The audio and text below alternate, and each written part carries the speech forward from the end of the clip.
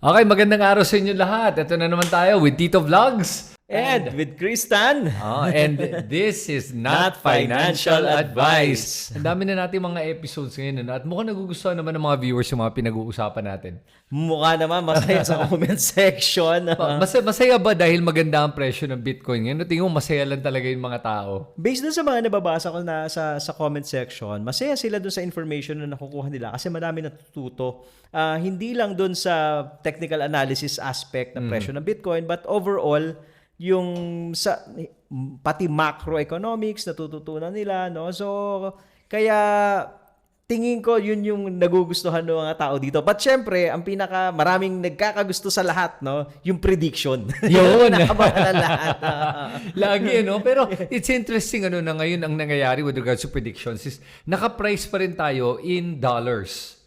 'Di ba? Yes, If you're a Bitcoin maxi kasi, meron silang parang paniniwala na dapat everything has to be priced in Bitcoin. 1 Bitcoin is equal to 1 Bitcoin. Ganun dapat eh. Anong tingin mo dun sa paniniwalang yun? At tingin mo, parang sinasabi ba natin na dahil we're pricing it in dollars, na dollar pa rin yung parang dominant na currency? Ganun ba yun? Sa ngayon kasi, we have to admit it, talagang dollar pa rin yung dominant na currency sa ngayon, ano?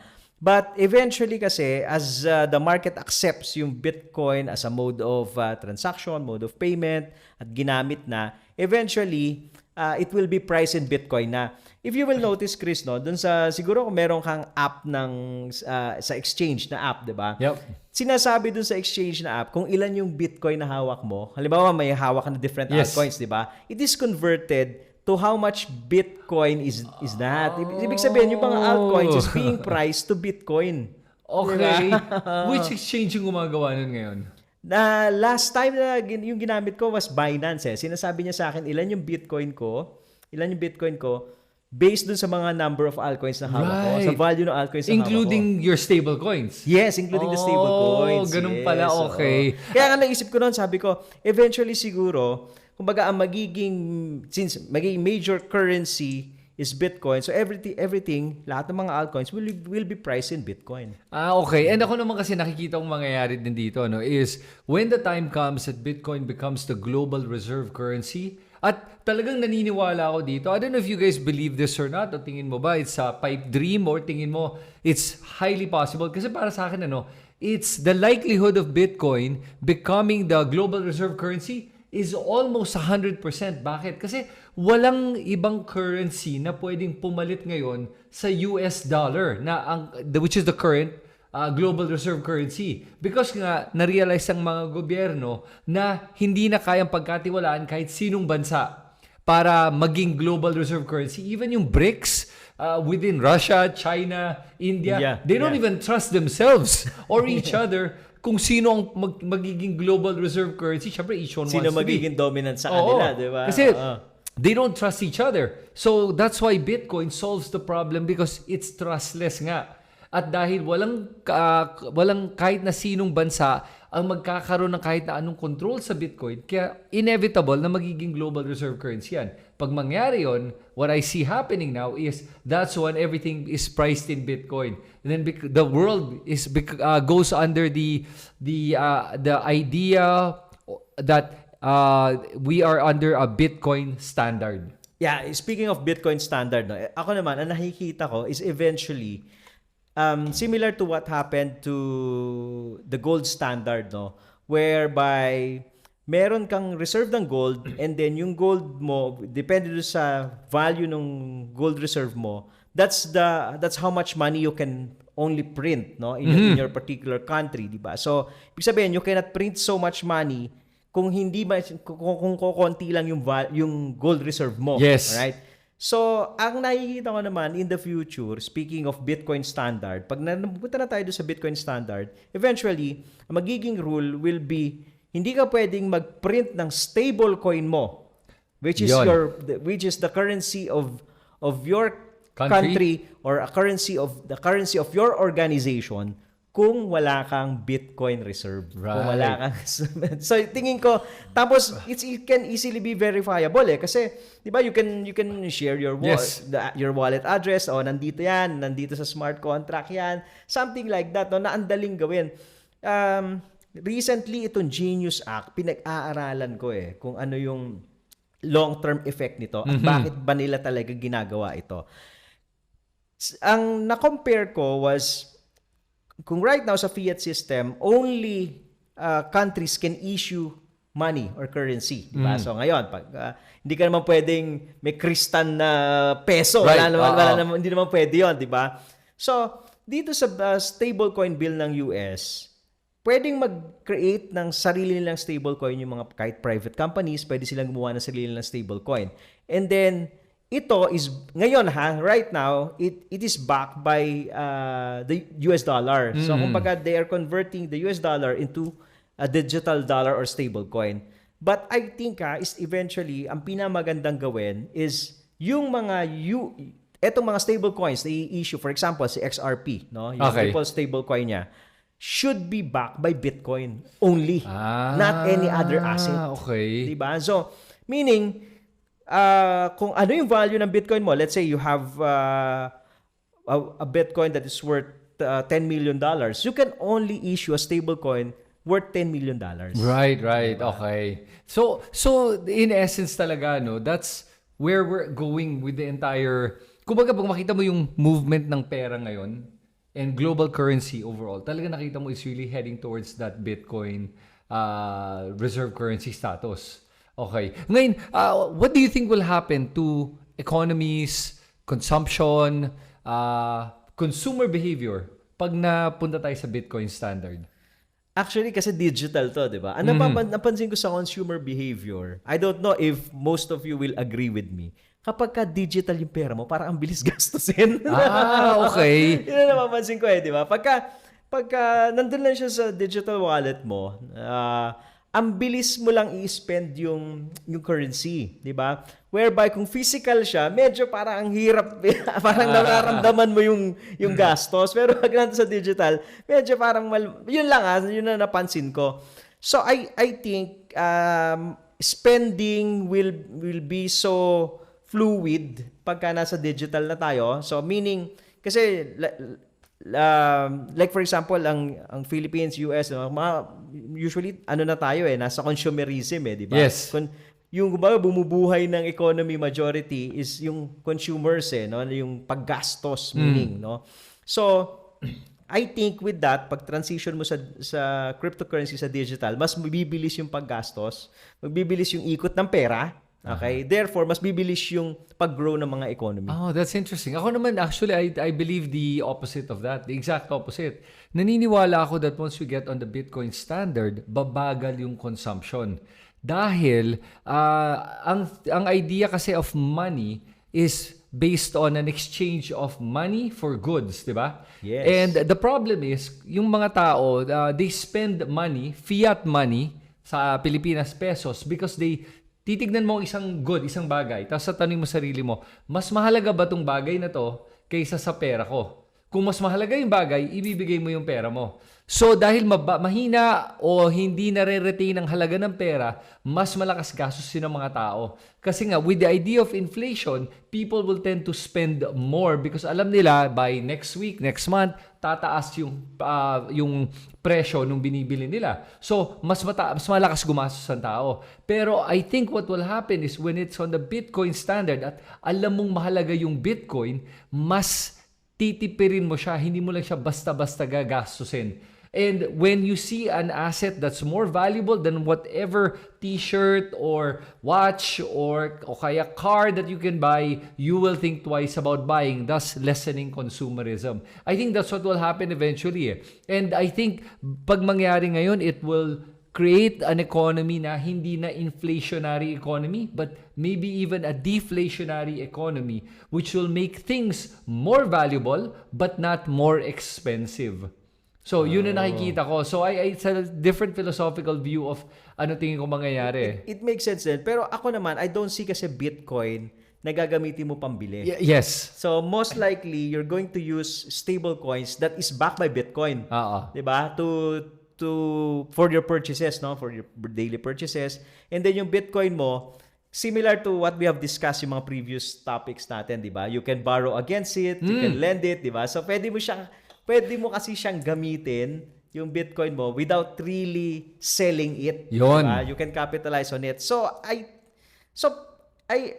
pwede rin yung sinasabi mo na kumbaga iisipin mo muna, mag-iisip yung tao kung gagastusin ba niya or hindi. Pero magbabago yung consumer behavior talaga pagka ganun Kumbaga, Yes. diba? And knowing yung consumer behavior, medyo matagal siya bago mag-shift. But we'll see kung Yes, kung, yes. 'di ba? Alam mo 'yon, yung parang you need to teach people na this is so valuable. So, alam mo 'di ba, yung mga anak ko, tuturuan ko na magtipid kayo. Pero sometimes kasi no matter how much you teach them, hindi din na-attract pa rin dun sa mga shiny objects di ba? So, Yes. yung mga ganon. So, because of the consumer behavior, commercialization or consumerism, Yes. no? And I think that's something na medyo mahirap baguhin. Unless nga merong global catalyst like in the last this last decade, the pandemic of 2020, nagbago yung consumer behavior natin and the way we spend money because of the pandemic. 'Di ba dati cash? Right after the pandemic, nagboom ang Yes. e-wallets at digital cash. Talaga dahil sa pandemic. So, I think unless may mangyaring ganon, you're right, it might be a slow adoption of this new way of spending or new way of consumerism.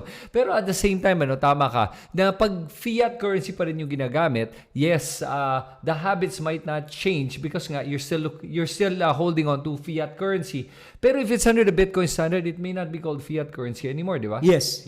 Oo, it's just called currency. Yeah, Kasi yeah, ngayon, naka-attach na yung value niya sa Bitcoin. Yes. But at the same time, ang nakikita ko nga mangyayari with a lot of people is now you have kasi a superior asset as collateral.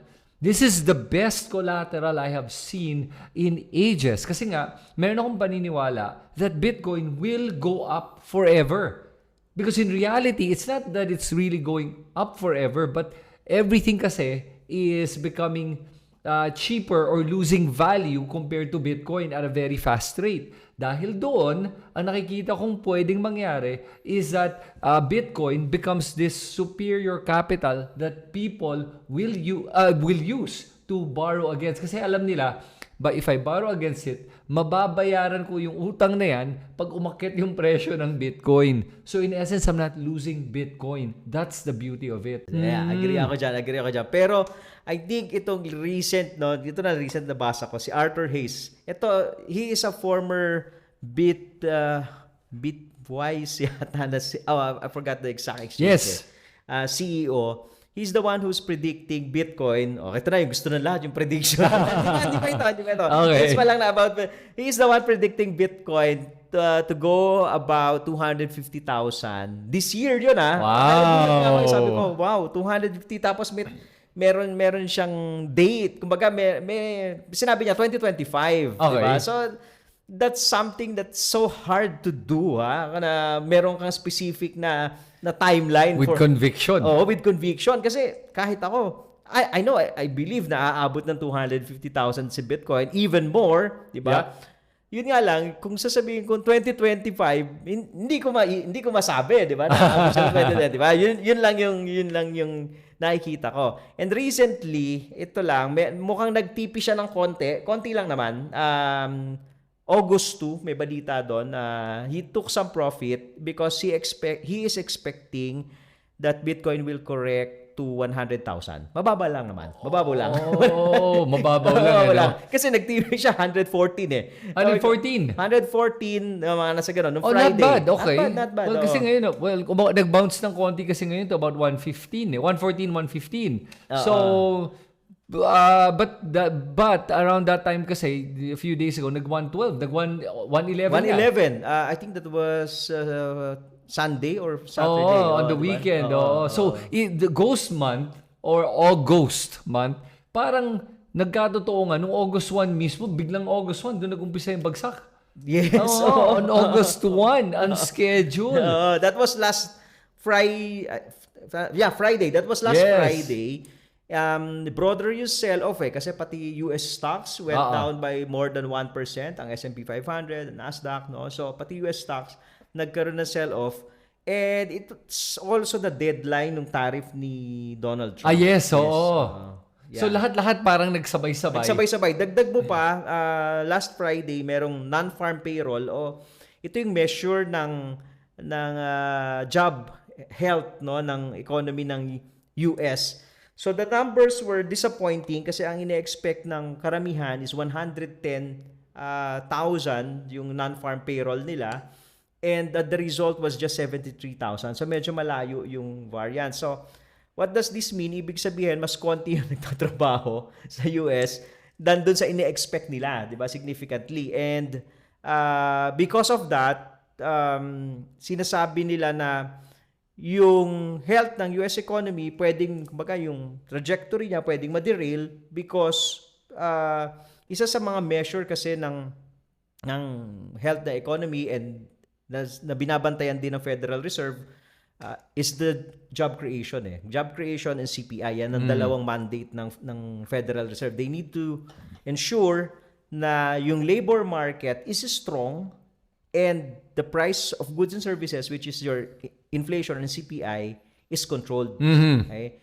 So, based on the last data, parang lumalabas na hindi soft yung labor market. It's not a strong labor market. Ngayon, may nagsasabi din na baka ito na yung chance para naman magbaba ng interest rate. Right. Kasi, kumbaga, mag-step in na yung Federal Reserve kasi nga, yung mandate nila is to create jobs, di ba?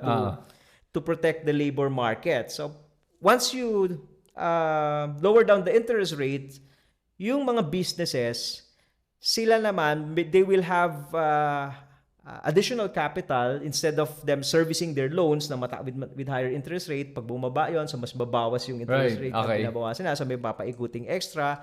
And then if they want to expand their business, pwede sila attractive mangutang. Pag mura ang interest. So pagka nag-expand ka ng business, yung labor market mo, marami ka ngayon pwedeng i-hire na employees pag nag-expand ka ng business. And then usually, kapag mababa yung interest rate, people will look into something or some investments na medyo mas maganda yung return. So kaya nag-flow yung capital papuntang mga fixed bonds, no, yung mga bonds na yan, yung mga fixed income, to stock market, to crypto, pagka bumababa yung interest. Right. Pero at the same time, do you think ba that Jerome Powell is not lowering the interest rate? Maybe just to spite Trump? Kasi kita mo yung friction ng dalawa, di ba? At saka dahil alam ni Powell na Trump really is insisting na ibaba na yung interest rate. Kaya may feeling ako na parang ayaw lang ni Powell ibaba kahit naman the data looks like pwede nang ibaba. Para lang kasi parang siguro tingin niya parang I'm not going to agree with Trump. So yun ang dating sa akin. I don't know what you feel about that. Pero nakikita ko yung friction ng dalawang yun at parang nagiging personal na to mga decision na to. Kaya tingin ko hindi pa niya ibababa. At best, he'll maintain the rate. Alam mo ba na si Donald Trump ang nag-appoint kay Chairman Powell? Oh, really? Yes. In his first term? Yes, in his first term. Oh my God, no way. So siya nag-appoint. Ngayon gusto niya ng i-fire, ano? Well, ako naman. Siya. Nakakatawa ngayon, nanggigigil na siya. Gusto niya nang tanggalin eh. Pero hindi niya pwedeng tanggalin kasi. Hindi niya pwedeng tanggalin. So, ako naman, kasi yung Federal Reserve talaga, ako mas it will be healthy for the biggest economy in the world, the US, kung yung Federal Reserve will be independent sa pressure and politics, no? And I think yung ginagawa ni Jerome Powell, na data-driven kasi siya He's looking for data. Ang bala kasi nila yan kumbaga, parang dry powder nila yung interest rate in controlling the supply of money that is flowing in the economy. So, balikan natin, dalawa yung mandate, CPI, okay, and labor market. So, pag nakita nila na okay naman lahat, kahit na, let's say, kahit na ang CPI natin is nasa 2.2, ang interest rate natin is nasa 4.5, pero steady naman yung CPI, hindi tumataas, ang labor market naman natin is strong, hindi ako gagamit ng bala. Kung hindi kailangan. Kung hindi kailangan. Kasi steady The problem kasi, if gumamit ka na ng bala, tas naubos mo na yan, tas when you need it, hindi mo wala ka nang gagamitin. Yun. So yung tingin mo kasi, may posibilidad na tingin ni Jerome Powell, hindi pa kailangan even with the jobs report? No. With the recent jobs report, posibleng i-consider na nila na mag-lower na interest rate. Kasi significantly lower eh. Yeah. Significantly lower eh. Oh, so if that's the case, are you saying that pwede magkaroon ng kailan ng next decision? I think that this coming, if I'm not mistaken, September. Okay, so by September, you think baka then ibababa nila yan if that's the case. Then you're saying that you think by September, magre-react yung market positively. There's a possibility na gano'n yung mangyari. Wow. September when traditionally September has been a weak month. Yes. Okay, so that could buoy the weak months and actually keep the price of Bitcoin either sideways. Sideways. Or it could even be a catalyst to start moving it up na. Possible 'yon. Oh, decision wow. Interesting, Okay. So, tingin mo ba between August and September right now, officially Ghost Month starts when? August 21. 21. Okay, yun ang official start niya. Yes. Okay. September 19 yata. Okay. So, kailan yung next Fed meeting to discuss the I'm not so sure on the exact Inisip ko kung kung within the Ghost Month or baka after. Baka magtugma yun kung last week of the September, di ba? End of Ghost Month last week, tapos perfect move yan for October. Yes. So tingin mo right now between August and September, saan ang punta ng Bitcoin natin, especially in the coming weeks, so this week to next week? Most likely it will just move sideways itong August and September natin na movement. But traditionally pag makikita mo kasi yung price ng Bitcoin ng ganitong time actually nag-i-start pa nga yan ng June. Medyo late na nga ito actually na nagko-consolidate. Pero usually nag-i-start yan ng June na nagsa-sideways na with choppy siya na sideways tapos minsan nagdi-dip. Yep. Pero yung dip niya saglit lang umaakyat ulit. So, ito, na tayo? August na natin nagsimula yung dip. So, most likely, it will continue to go sideways hanggang mga end ng September. Traditionally, yun lang man ang move ng Bitcoin Tapos pagdating mo ng October, November, December, so yung last quarter, possibly na nandun ulit yung rally. Depende, again, this will depend on the overall macro data na nalalabas, di ba? Overall health of the global economy. Anong range ang tinitignan mo dito? Low and high?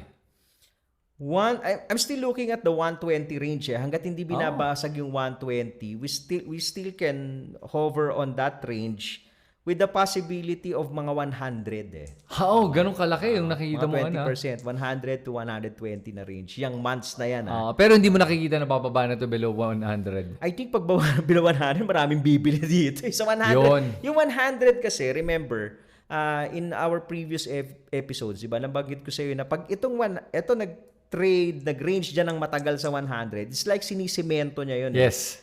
100 kasi is a strong number psychologically, di ba? So, mahirap siyang basagin, paakyat.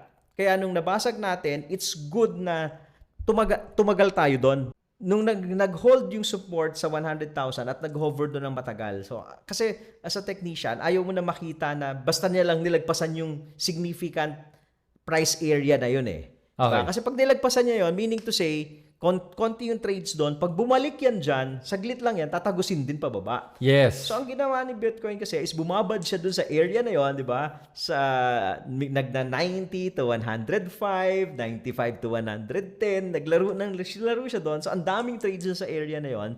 So, I'm expecting na pag bumaba na naman doon sa area na yan, magkakaroon na naman ng battle between bulls and bears. So, most likely, there will be a lot of buyers dun sa area na yan. So, para sa akin kasi dito, maganda na nangyari dito with regards to Bitcoin, ay nung una kasi, before it broke the 100 psychological barrier, 100,000 psychological barrier, that was the resistance, di ba? Pero ang maganda dito kasi, when it broke it, talagang broke through. Hindi siya yung parang tumalon, bumagsak. Hindi. from 99, 97, 99, tuloy-tuloy to 105. Naalala ko yun, 103. Yes. Hindi siya yung parang 100s tapos rejected eh. Hindi ganun eh. It broke through and then bumaba pero it broke through again, baba ulit like you said. So that showed me ang lakas nung yung strength niya at the 100 level. Ngayon na nagtumama na tayo ng 123,000. Maganda dito nga is ang gandang support level na yun. Matibay na support yan psychologically because of the $100,000 mark. You know what happened to that, no? Yung sinasabi mo na ang bilis, di ba? After 100, pitik niya 100, 305 kagad. Yeah. Usually, ito yung mga naliliquidate. Kasi dito dyan sa area na yan, yung psychological area na yan, maraming mga, nandyan yung mga stop loss nila, nandyan yung hinit. Kasi, ang nangyayari kasi, no, para doon sa mga nagle-leverage na hindi naiintindihan what really happens doon sa system kapag ka nagle-leverage ka, di ba? Once na na-hit mo yung stop loss mo, you need to buy Bitcoin eh. Once na, di ba, naka-short ka. So, na-hit yung stop loss mo, it means you need to buy Bitcoin para to cover. Kumbaga, kaya ka maliliquidate. Yes. So, what happens is, bumibili yung system ng Bitcoin pataas. Kaya nag-i-spike. So, every time na merong mga ganong spike, no, usually, tas nandun siya sa resistance at saka support area. Kaya kung mapapansin mo, pag nag-draw ka ng support and resistance, there are times, no, na tinatagos. Kasi yung stop loss, bakit bumaba pa ng konti? Bakit hindi tumigil doon? Tapos pagtagos niya, bumabalik. Diba? Ang bilis ng balik eh. Mabilis ng balik. So usually, yun yung mga nasa-stop out yun. At so automatic bumibili yung system. Ganun pala yun. Okay. So, maganda dito ngayon, ano, at our levels right now. So, sabihin natin 100 to 120. As long as we go sideways from here, we're good. Yes, until the October and the last quarter. Yes. Hopefully, if everything goes well, kung hindi masusunod yung cycle, eto muna tayo Kasi sige. Kung hindi masusunod yung cycle and everything goes well, so we'll see another leg up by last quarter. Yeah. Okay? Ngayon, syempre mahirap kasi pagka bullish sobra ka lagi, Yes. di ba? So you also need to consider other factors. Of course, yung last cycle, what happened last cycle was we had a double top by November. Yes. 'Di ba? Nung that was 2021, 'di ba? 2021. So nag-double top tayo noong November and then choppy na tayo sideways. Hindi naman kasi dire-diretso yung baba eh. 'Di ba? So choppy na tayo ng sideways and then 2022 yun na yung nagka-crypto winter na tayo, 'di ba? For me as a trader, that is something na kino-consider ko pa rin. Binabantayan ko pa rin 'yon. Teka muna, tignan ko ano mangyayari dito, 'di ba? Kasi kung i-pierce niya yung 123, bumasag tayo by last quarter, it means wasak yung cycle natin, di ba? November, hindi ka na nag-top na November, wasak yung cycle mo. Pero alam mo, tignan natin yung mga ibang indicators natin. Ano? For example, yung isa pang indicator na tinitignan ko, yung M2 money supply. Kasi nga, pag tinignan mo yung M2 money supply, Tito, mukhang this has ways to go kasi yung correlation nila, halos dikit eh. I think 70 to 90 days ba na laging ang Bitcoin sa money supply natin. Yes, so So pag tinignan mo yung money supply with a 70-day lag, Bitcoin is trending directly correlational to the money supply. So nung nakita ko yung trend na yun, medyo may konting dip around August nga in September, pero pagkatapos nun, it goes all the way up. If you base it on the money supply chart, pag dinikit mo yung dalawang chart na yun, parang lumalabas, we're looking at about 155,000, 160,000 per Bitcoin by the end of the year. So yun yung nakikita natin based on the money supply. Anong take mo dito? Yung money supply, yung global money supply kasi, of course, yan yung nagpo-provide ng liquidity, di ba? In all aspect, and especially sa Bitcoin, na malaki yung benefit dun sa global money supply. So that's possible pa rin na mangyari yung kung hahabulin niya kasi it's lagging by 70 to 90 days. So it's still a possibility.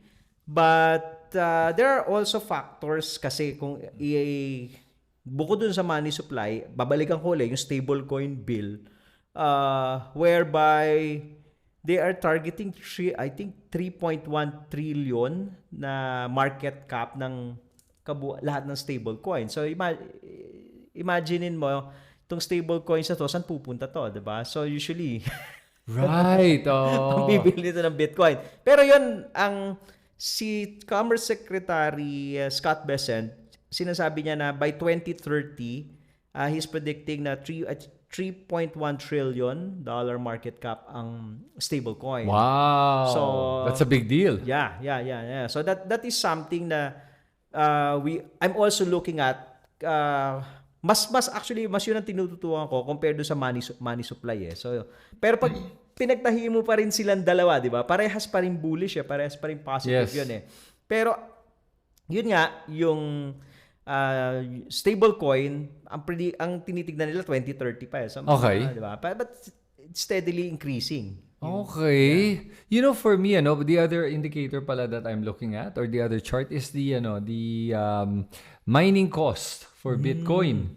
Kasi yung mining cost, pag tinignan mo yan yung cost to mine a Bitcoin by the validators or the miners. Ngayon, pag tinignan mo yung chart, whenever it's a bull market, the mining cost is less than the actual price. Tapos, yung cycle na to will always go back and forth to the mining cost. Pag bull market, pataas. Pag bear market, it goes below the mining cost. Pero eventually, akit ulit yan. And the mining cost right now, nung chinek mo, was how much? 104, 106,000. 160. Mga gano'n, no? Diba? And Yes. Bitcoin's price na so about 115. 114, 114, 115. So, pag tinignan mo, we're 10,000 higher than the mining cost right yes. now. So, pero it still has ways to go. Pero yun na nakikita ko nga, eventually, aabot yan sa punto na sobrang taas sa presyo ng Bitcoin compared to the mining cost that it looks like it's overpriced. And dun magko-correct. Kasi bibili ako sa miner, 104. Tapos, ba't ako bibili ng 200,000 Bitcoin? So, that can dictate where the price goes. Tapos, magpapanik yung mga tao, then it goes down, and then yun na sabihin natin yung ating end of this cycle, tapos magbe-bear market tayo, magpapanik yung mga tao, and then they're gonna cut loss, babagsak tayo below 104. Ito na yung bagsak ngayon because of human behavior, human emotion, panic selling lahat yan, bababayin below 104. But, eto na, after that, then, pag sobrang baba na, miners will not be selling eh. They don't normally sell below the mining cost. Lugi sila eh. So they hold on to their Bitcoin until the price meets the mining cost price. So dalawa yung catalyst mo dito. Yung mining cost price, number one, kasi paakit na yan. Number two, yung halving, which is what actually increases the price of mining. Kasi pag mangyari na yung halving, which is what year tayo? 2028. 2028, yes. Okay, in 2028, 3 years from now, pag nag-halving yan, yung mining cost mo goes from 104 all the way to $208,000 per Bitcoin. So immediately, Doble, no? Oo, doble yan. And miners will now only sell at that price. Hahabol yung presyo ng Bitcoin no matter what. So easy 200 plus, it will happen. Whether it'll happen in this cycle or not, din tayo nagkakaiba, no? Yes, Kasi ikaw, you don't think it'll happen this cycle. I can see it eh. I can see it's a chart. So I could totally be wrong. But I can see it's a chart kasi. Kaya hindi ko masabi na aabot dun di cycle. Yeah. Pero kung 250, medyo nasa low end pa yun. Actually, yung 250, given all the details that I've told you, especially yung stable coin, na pag lumaki yun, ang bear case nasa 600,000. Wow. Pero not this cycle. Not this cycle. 2030 ang tinitignan nila eh. So, pero kung 2025 tinitignan natin, ako tingin ko kaya yung 200. 2025. 2025. But at the same time, nung 2021, sinabi ko din 100 eh. So, I fell short by about 30,000. Kasi nasa 70 lang o 67,000 lang eh. So, off ako by 30%. Pero again, I'm still convinced 200,000 just because it's a nice round number. Yeah. Ayun. So kung magiging off ka ng 30%, that number would probably be nasaan? So 200. So 30%. So 140. 140, Tama, no? 140, which is where the money supply is looking at 140, 150. And Makes sense. Makes even sense. when you talk about the Bitcoin mining cost, di ba nga, at 104, kahit na umakit yan ng konti, the price will only appreciate so much before they're gonna say, teka lang, it's expensive compared to the mining cost. So, maybe nga, 140, 150. But I don't think so. Meron akong nakikita dito na they're gonna be May mga spikes, no? other catalysts that are gonna drive it Yeah, up, yeah, including speculation. Remember that leverage actually plays a big part in why the prices are so volatile and it pushes too high up. Yun na yung mania portion na yan, di ba? Mania pace na. Oo, yun kaya tingin ko aabot ng 200. Not because of the fundamentals, but just because of mania. Yeah, Na makikita mo yung mga tao, they're gonna bet long, and then before you know it, so many are betting long, and then bam, all the way na yun up to 200. Ang right now yung pag tinitingnan mo yung sentiment no sa retailers, napapansin mo ba? Mostly ang mga balita kasi natin puro either institutions, Okay. di ba? Yan nandoon eh. Even the mainstream media is covering Bitcoin, pero hindi pa yung like the coverage that we have nung last cycle na sobrang kaliwat kanan talaga, di ba? You see Bitcoin, the Bitcoin hit new all-time high nung last cycle. Ganun eh. So ito parang mas maraming news about the fundamentals, about the ETF, Right. about the corporate treasuries, etc. So tingin ko wala pa yung mga retailers. So you're saying mas maraming balita about price or update about price in the last cycle. Yes. Compared oo. to this cycle, hindi price yung pinag-uusapan, but overall adoption of Bitcoin and cryptocurrency. Yes. Ibang-iba. Ibang-iba siya. Yeah, Ibang-iba totoo siya. yun, ano. So do you think ba that retail will still play a big part in the price movement of Bitcoin, or do you think because institutions na ang magdidictate ng presyo ngayon? Actually, kasi usually retail always comes sa last part ng cycle eh. So, kumbaga, Sila na yun. Oo eh. So, I don't know. Kung sinasabi nila na this cycle is different, so maybe hindi walang papasok yung mga retailers, di ba? Pero kung this cycle is the same, di ba? Most likely kasi mapapansin mo retailers sa dulo talaga yan. No? Even in the PSE, back in the day, kami-kami pa rin yung nando sa dulo na naiipit sa tuktok. Ayun, left holding the bag, kumbaga. oo. Okay. Yun yung medyo sa ngayon yung medyo nakukulangan ako dun sa participation pa ng mga retailers. Let's see ito rin abangan natin pagka nag-cut ng interest rate. Nag-cut ng interest rate, tignan natin kung may mga papasok na retailers. Kasi syempre, bababa yung mortgage nila, di ba? So, tignan natin kung lalagay ba nila sa Bitcoin yan. Yeah, sige. Wow, that sounds really good. So, anong effect naman nito sa mga altcoins natin ngayon? So, do you think ba ETH ba is on its way na ba to dictate or at least push the alt market up, or do you think Bitcoin pa rin yung magiging major player natin for 2025? Right now, kasi yung role ni ETH sa sa ako overall, malaki pa rin ang influence ni Ethereum sa overall alt market. Yep. Okay? If Ethereum will not move, majority of the coins will really not move, right? But this cycle, si XRP, yung parang Ethereum last cycle eh. Na pag umakyat si XRP, nagsisimula umakyat yung mga alts. Really? Diba? So, itong lately, ang umakyat, di ba si Ethereum, nag-record ng new high niya ngayong 2025. Right. Year 2025 high, Right. ibig sabihin. But right now, naka-encounter ng konting correction dun sa 4,000 area eh. Ang binabantayan ko, sabi ko, yung mga alt, sabi ko, kawawa na naman yung mga altcoins. Kasi nag-correct yung market. Nabugbog na naman, di ba? Nabugbog na naman yung mga altcoins. But I think if Ethereum can break the 4,000, 4,500 barrier and reach an all-time high, maybe, yung mga some of the altcoins under the Ethereum ecosystem, okay, will also get the money flow. Pero yun ang pinakamahirap ngayon is to break the 4-5, 4-4, last all-time high. At akala nga nila, baka ito na nga magbe-break na, tapos Naudlot na naman. na naman. Oo. So ngayon mukhang mag-aantay na tayo hanggang last quarter. Pero kung last quarter, ito takot ko. Last quarter kung lumampas, great. Paano kung hindi? Tapos pupunta na tayo sa crypto winter na hindi nag-break ng all-time high ang Ethereum. Does that mean alts are dead? Majority might be dead. Majority, tingin ko tingin mo, di ba? Pero of course, may mga projects pa rin kasi na magtutuloy-tuloy. Okay. Okay? To be fair naman sa altcoins, maraming mga companies na who develop the altcoins, use the technology continuously, no?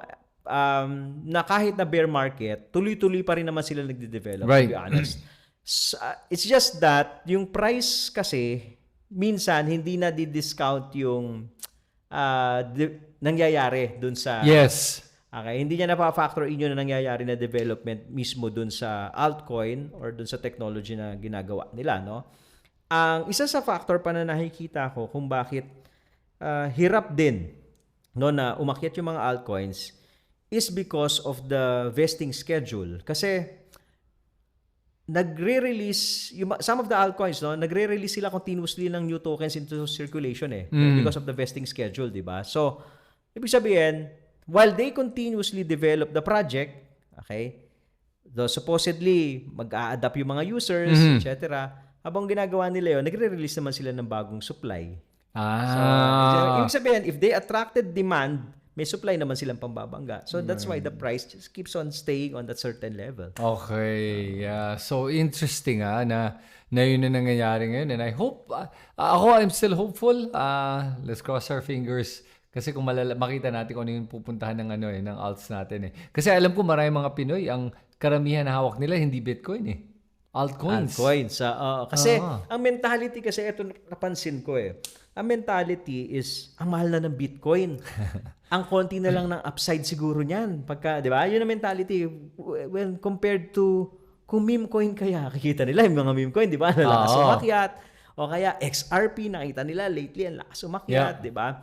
So, that's why na-attract sila kasi they are seeing the upside na potential, no? Na potentially pwedeng mas malaki yung upside nun compared sa Bitcoin kung bibili nila.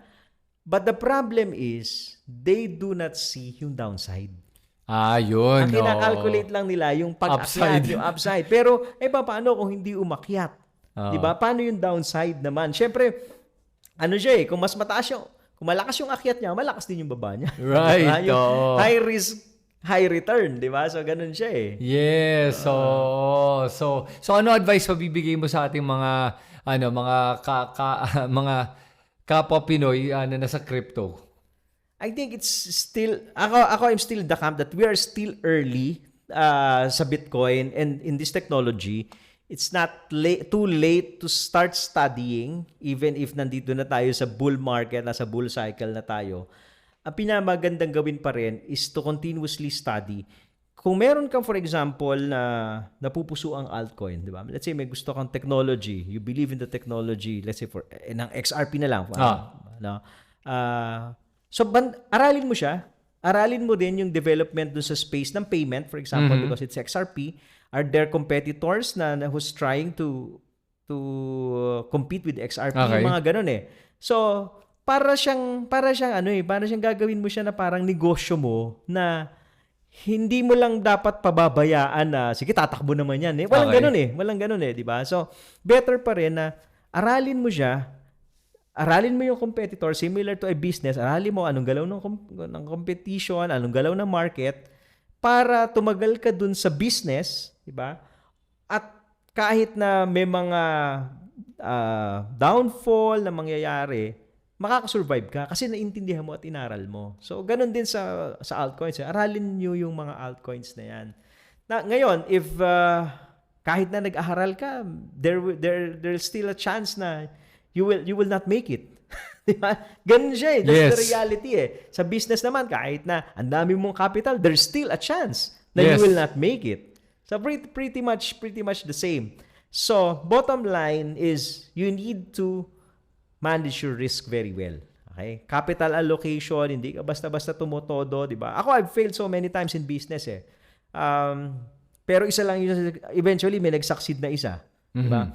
Pero paano ko inabot yung success na yon? Kasi hindi ako naka-all-in sa lahat ng failures. Diba? I still have capital para makabangon, para mag-try ulit. Ngayon, gamit mo yung experience and the remaining capital that you have, susubok ka ulit. So similarly, ganun din sa alts. Gamit mo yung experience and the remaining capital that you have, tuloy-tuloy ka lang. Okay. Let's talk about XRP a bit. Since I realize majority ng ating mga viewers have been asking for us to talk about XRP na hindi natin daw napapag-usapan.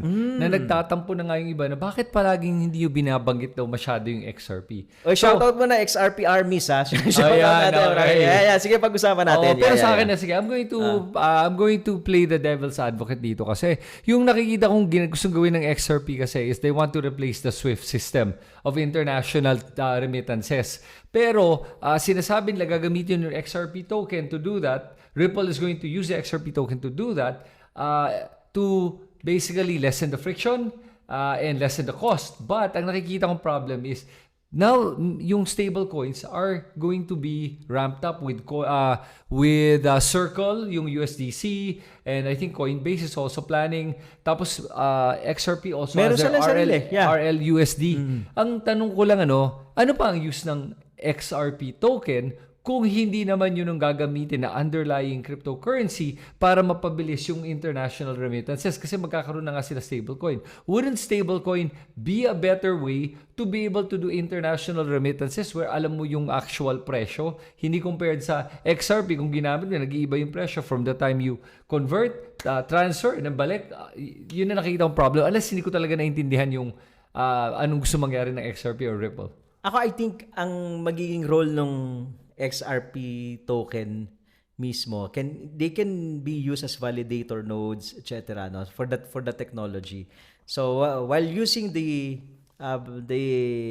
XRP na system, again sabi mo nga, ako nabasa ko din yun, it's planning to replace the SWIFT system and they have their own stablecoin.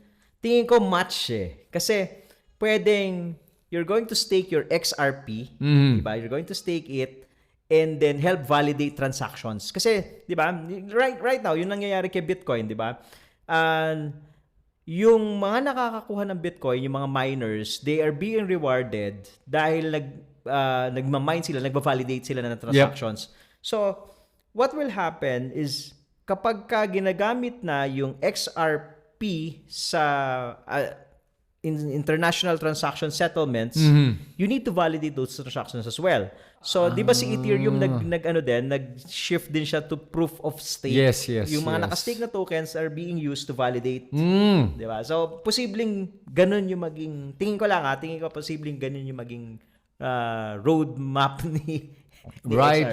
Yeah. And yung sa mga XRP army, kung kayo alam nyo yung actual use case ng XRP tokens, sulat niya sa comment section kasi pati ako I really want to learn. Mas maganda aral din natin, matuto din tayo. Of course, mas maraming mga nakasubaybay na pinag-aralan, no? Yes. Yung XRP. Kasi I'm gonna admit talagang XRP was one of those tokens na binili ko, kumita na ako, profit, and I'm out. And I knew what the promise of XRP was, pero hindi ko naintindihan yung the execution.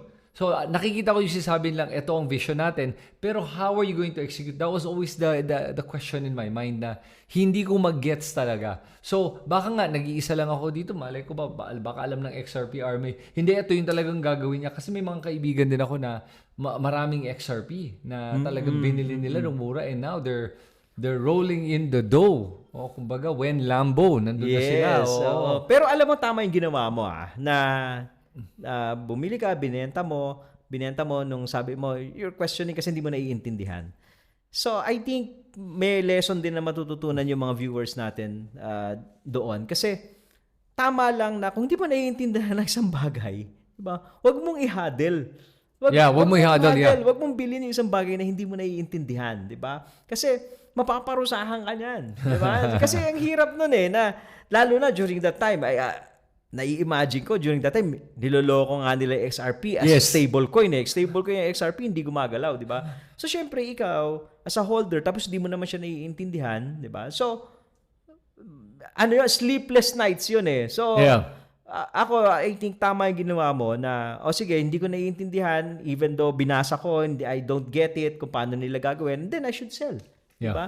You buy something na pinag-aralan mo, you have a conviction, diba? Yun ang budigahin mo. Doon ka. Hindi pwede kasi dito yung, hindi, gaya-gaya na lang diba? Na, Yeah. hindi, binili ni Tito, binili ni Chris, sige, bibili na rin ako. Hindi siya ganun eh. In real world, even sa real world, sa business, no? Hindi pwedeng, for example, Chris, may car wash ka na business, for example, tapos nakita ko, successful si Chris. Sige, tayo na rin ako ng car wash business.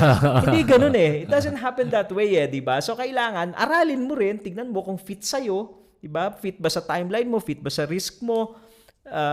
Fit ba siya sa capital mo? Right. Etc.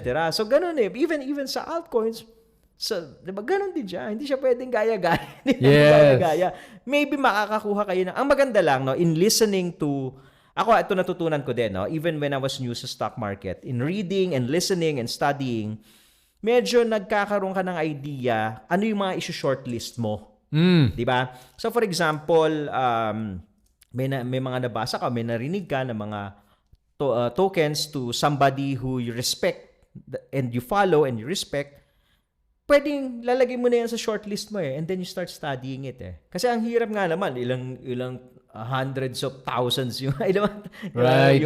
yung mga altcoins So it's really still for me may tulong pa rin yung nag-aaral ka, nakikinig ka and from there pipili ka. Alin yung lalagay ko sa watchlist ko. Right, Sa watchlist mo, yun yung aaralin mo. Does that same philosophy apply to Bitcoin? Yes. Same, Okay. Oo. So kahit na Bitcoin, pag Kahit hindi na mo Bitcoin. naintindihan, take profit. Yes. Pag hindi mo naiintindihan, huwag mong hawakan. Kasi hindi ka makakatulog. Pero does that same philosophy apply to fiat currency? Hindi mo naman nobody knows how fiat currency really works. Ibig sabihin ba nun, dapat liquidate natin ang ating mga fiat currency din? I think kasi nobody knows how it really works, di ba? Okay. But yung iba kasi naniniwala.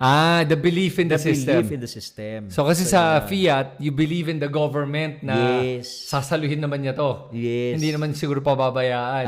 Kaya okay lang Okay lang. hawakan.